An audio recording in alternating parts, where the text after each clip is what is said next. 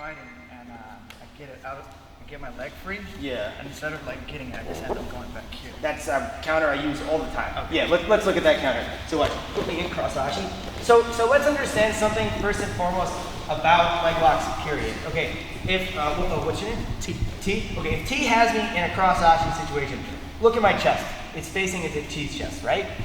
Now, that means that no matter how dominant his entanglement is, there still is some aspect of mutual opportunity here where I can, because my chest is facing his chest, I can attack him, right? So what the sequence you were doing there is like literally one of my favorite sequences where oftentimes I'll grab the elbow and the wrist, I'll pull my foot out, I'll push here, I'll escape, and then I'll start grabbing this foot, and I'll start pulling, it's to get to a 50-50. One of the things I most focus on when I do this, okay, this is actually the opposite of what I used to teach. I used to teach people, you come here, you grab the foot, and then you try to trap this leg here for this, right? This is a quasi 50-50, whereas now he can't hide this heel, but it's actually really hard to expose the heel here, because all he has to do is, he can, you could do that, but you actually have something even easier you can do. Extend this leg, yeah, and now pull your knee towards your face. No, the other one.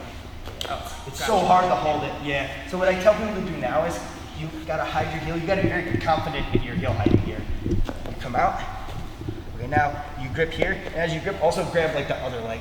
Okay, now you pull it across. You go from the ankles and the feet up to the knee. You grab his knee. You cross your legs to get to a 50-50.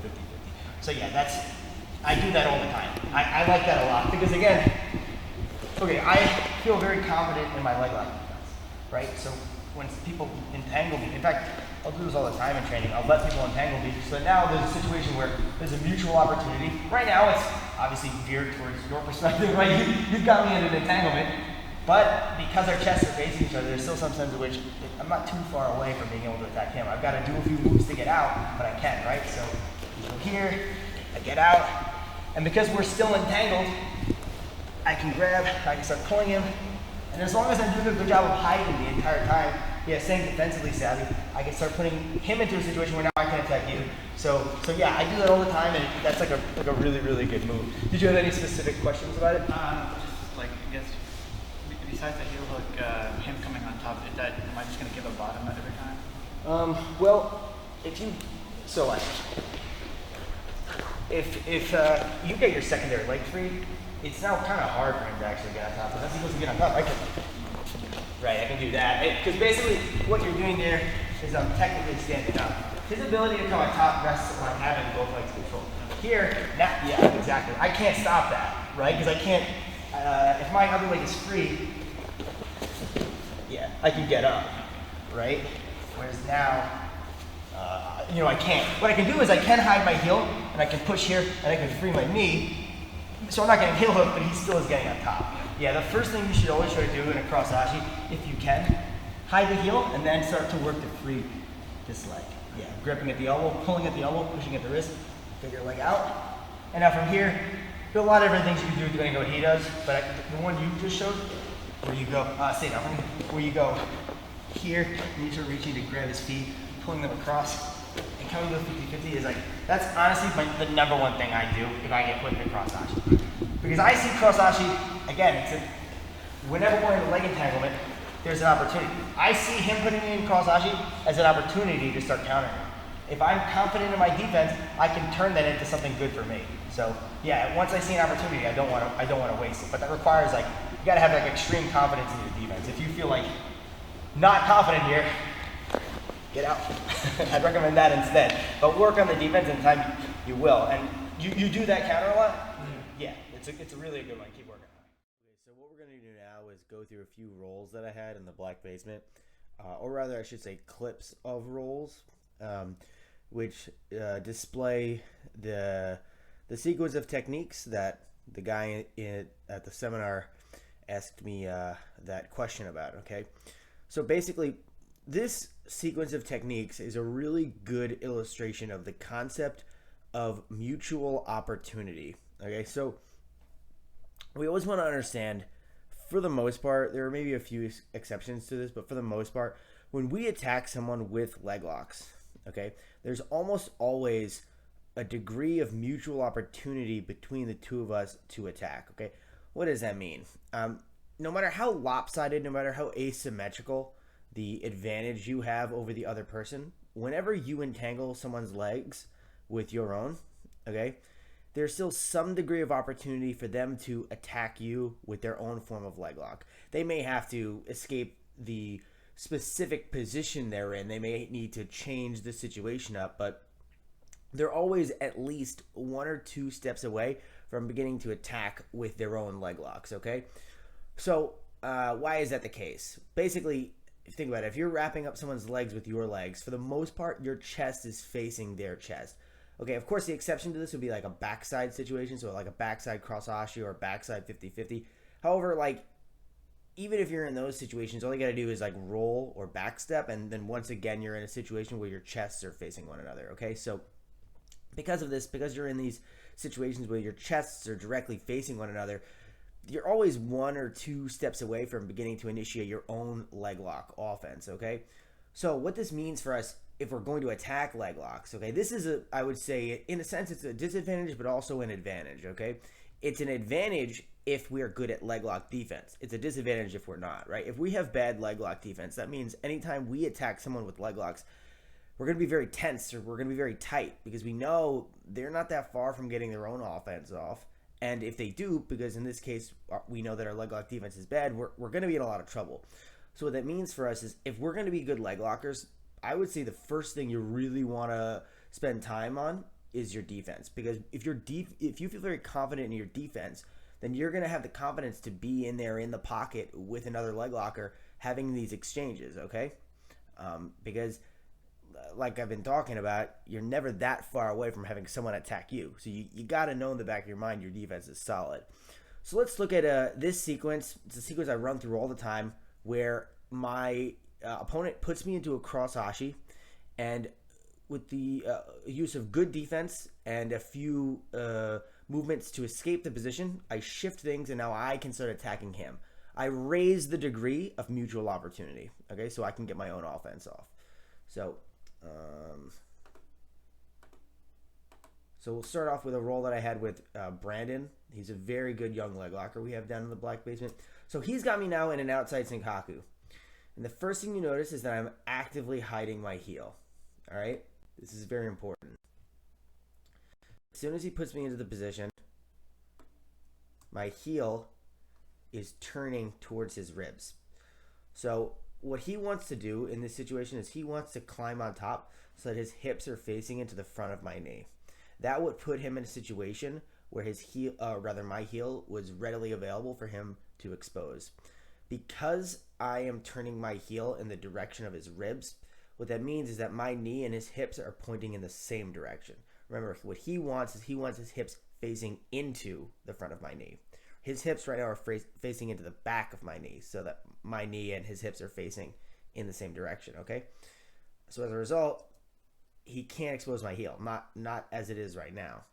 Now, as he rotates, I rotate with him, and I maintain that relationship of his hips to the back of my knee. I want to continue to have it be the case that his hips face into the back of my knee, not the front of my knee, all right? Because that's going to keep my heel facing towards his ribs, and therefore safe from the possibility of exposure. At the same time as I do this, okay, I start to get to work on his feet, so I want to move them around. You see how I'm moving I'm pulling at his ankle, and I'm moving up to his knee, and at the same time I'm swiveling my leg around so I can start locking up a 50-50. And really, as I'm doing this, you're going to see right here, I already start moving towards heel exposure, but he does a good job there of addressing my hands, and I let go of the heel. So let's look at this one more time. We're going to see basically the same sequence a bunch of times, but we'll look at this specific one once more. So he's got me in outside Senkaku. I've got to keep rotating with him, okay, to stay safe. And then as soon as we're belly down here, I get to work changing the situation into a 50-50.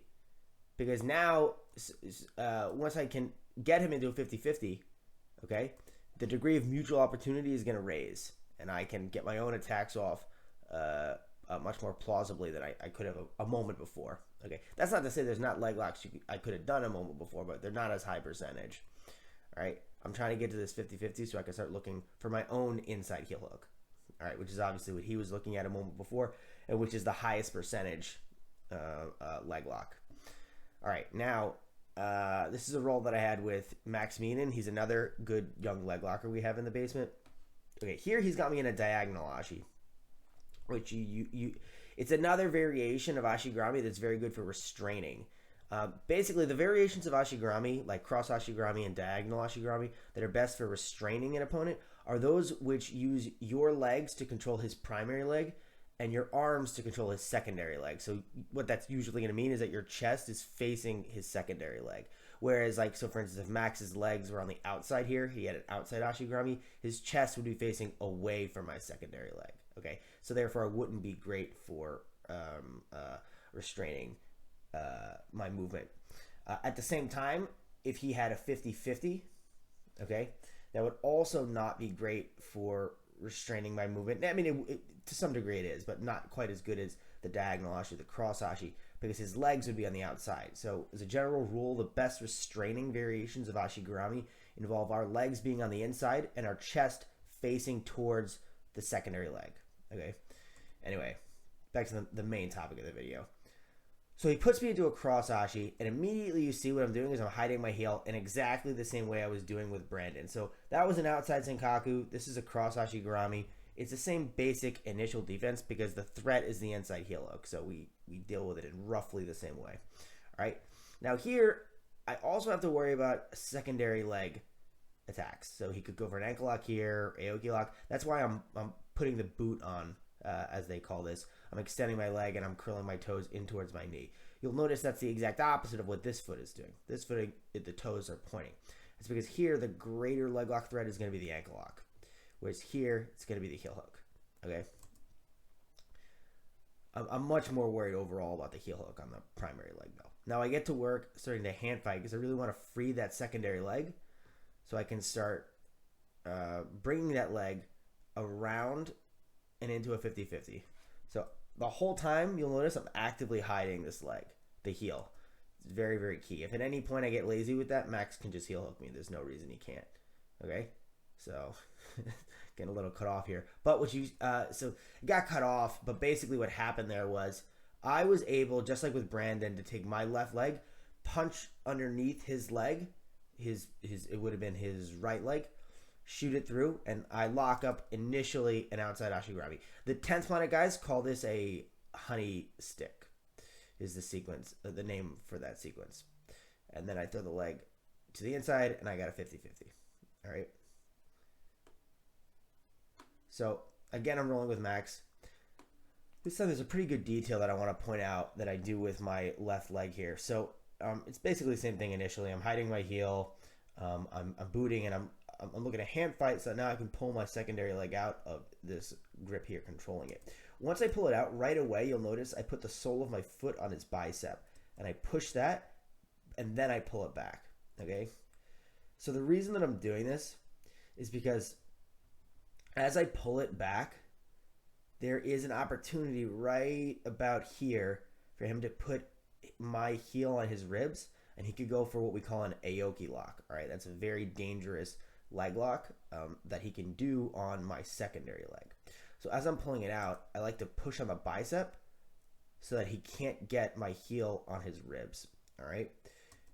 Now I pull it back, my leg that is. And now what I'm going to do is, again, it's all about, the main thing is hiding this heel.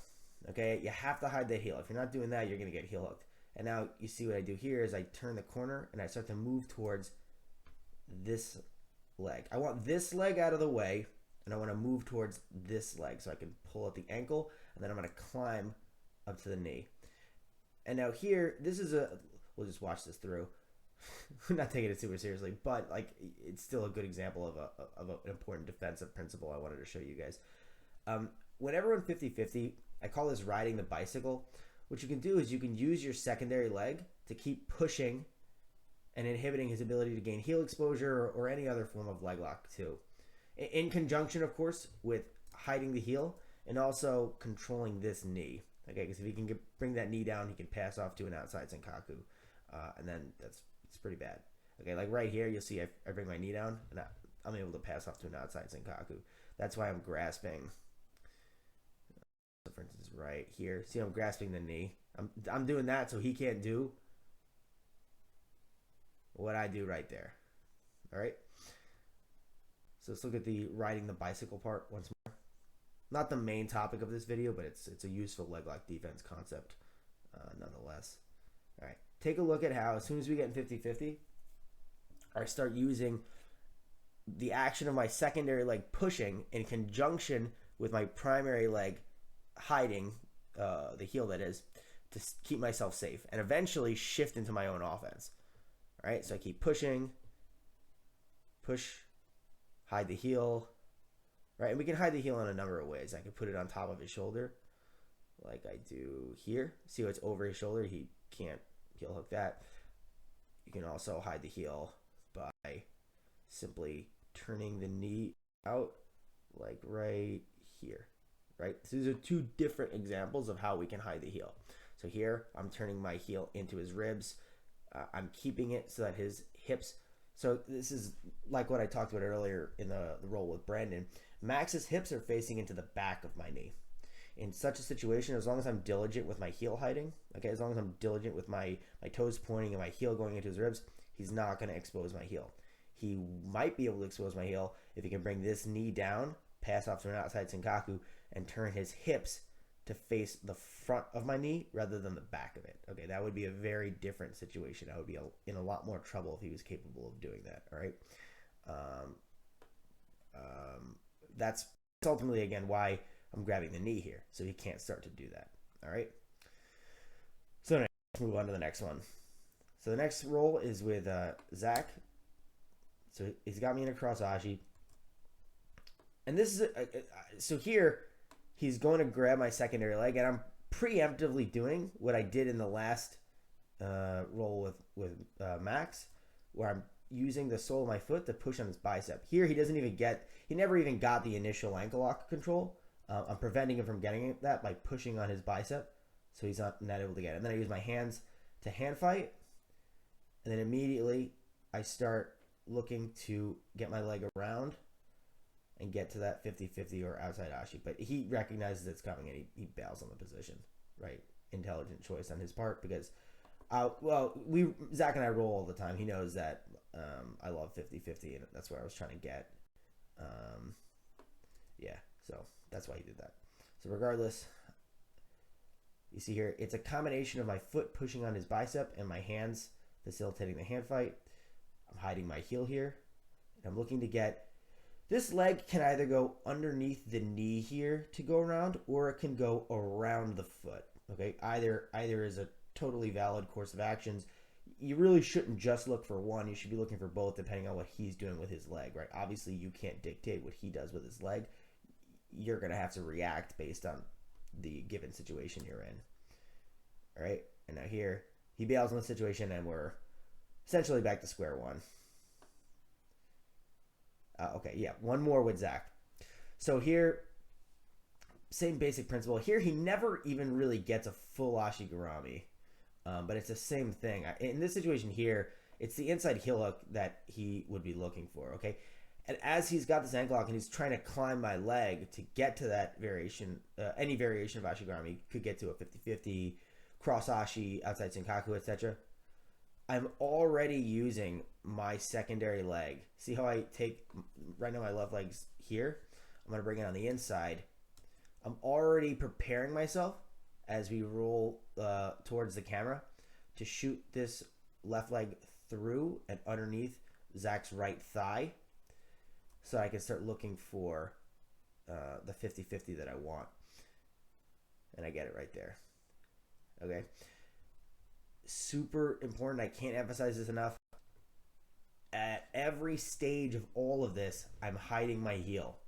Okay, if at any point you're not hiding your heel during this, none of the rest of this stuff matters. If you're not hiding your heel, you're gonna get heel hooked. Okay. So anyway, yeah, just to recap, I highly recommend working on your defense before really anything else in the leg lock game because there's always that degree of mutual opportunity between the two of you, and if your defense isn't solid, you're not really going to have the confidence you need to go into aggressive leg lock exchanges.